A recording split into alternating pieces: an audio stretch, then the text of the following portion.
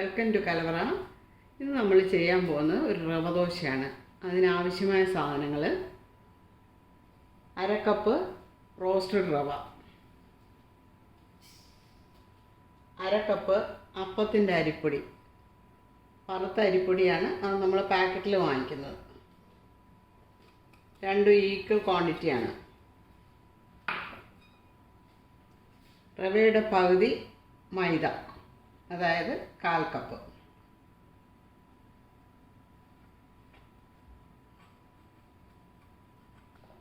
ആവശ്യത്തിന് ഉപ്പ്,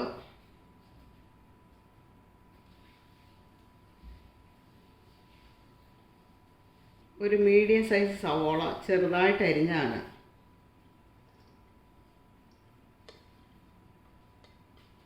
3 ചെറിയ പച്ചമുളക് ചെറുതായി അരിഞ്ഞത്, ഇഞ്ചി ഒരു ചെറിയ കഷ്ണം അരിഞ്ഞാണ്, ഇതും 1 ടീസ്പൂൺ കാണും. പിന്നെ കറിവേപ്പില, അതും പൊടിയായി അരിഞ്ഞാണ്, അതൊക്കെ നിങ്ങളുടെ ആവശ്യത്തിന് എടുക്കാം. പിന്നെ മല്ലിയില, ഇവിടെ മല്ലിയില അധികം ഇഷ്ടമല്ലാത്തതുകൊണ്ട് ഞാൻ വളരെ കുറച്ചേ എടുത്തിട്ടുള്ളൂ, നിങ്ങളെ കാണിക്കാൻ വേണ്ടി.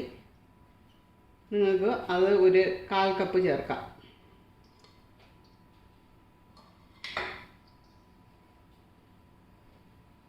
പിന്നെ നല്ല ജീരകം, അത് 3/4 ടീസ്പൂൺ. കുരുമുളക്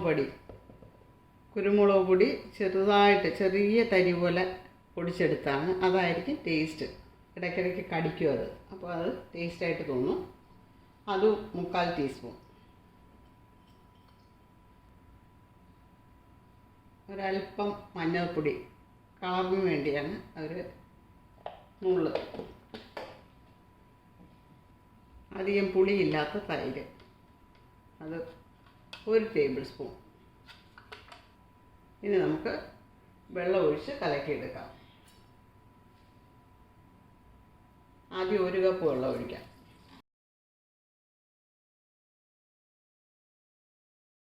ഒരു കപ്പ് വെള്ളം കൂടെ ഒഴിക്കാം.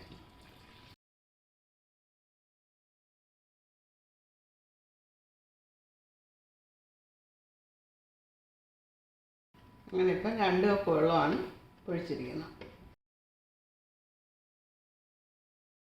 വെള്ളത്തിൻ്റെ അളവൊക്കെ ആ മാവിൻ്റെ എത്രത്തോളം അത് വറുത്തിരിക്കുന്നതനുസരിച്ച് അതുപോലെ ആയിരിക്കും വേണ്ടി വരുന്നത്.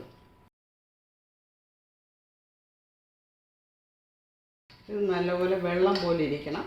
നമുക്ക് ഇതൊന്ന് കുതിരാൻ വേണ്ടിയിട്ട് 15 മിനിറ്റ് മാറ്റി വയ്ക്കാം.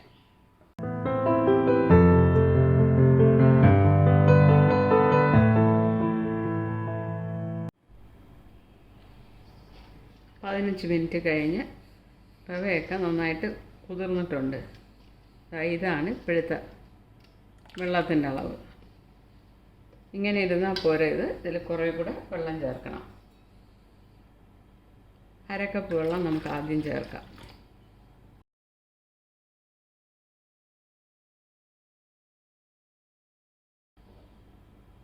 ഇനി ഒരു അര കപ്പും കൂടെ ചേർക്കാം.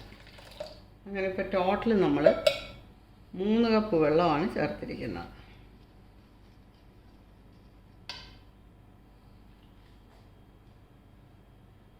ഇതിലേക്ക് 1/4 ടീസ്പൂൺ കായം, പൊടിച്ച കായമാണ്.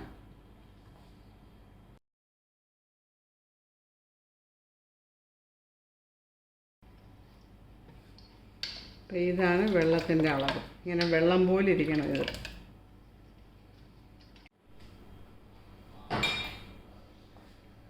ഇനി നമുക്ക് അടുപ്പ് കത്തിക്കാം.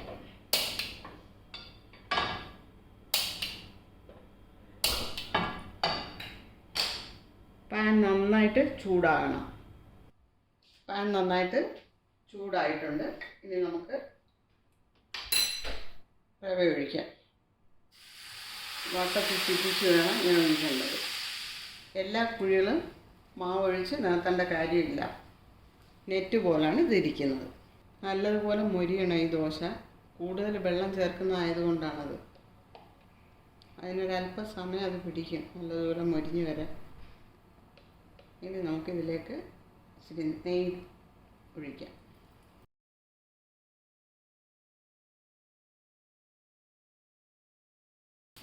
നെയ്യ് അല്ലെങ്കിൽ എണ്ണ ഒഴിച്ചാലും മതി.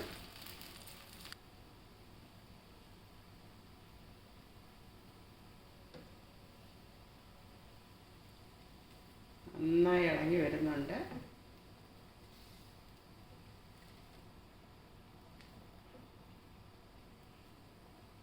ഇനി നമുക്കിത് മടക്കിയെടുക്കാം.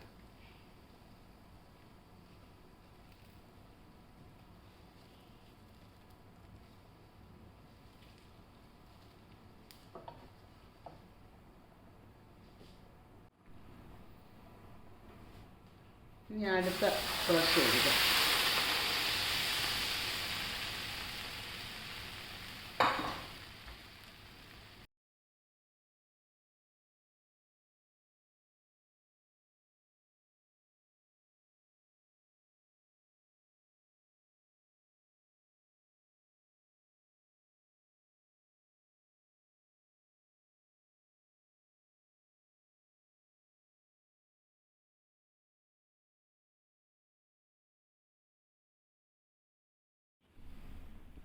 റവ ദോശ ഉണ്ടാക്കാൻ വളരെ എളുപ്പമാണ്.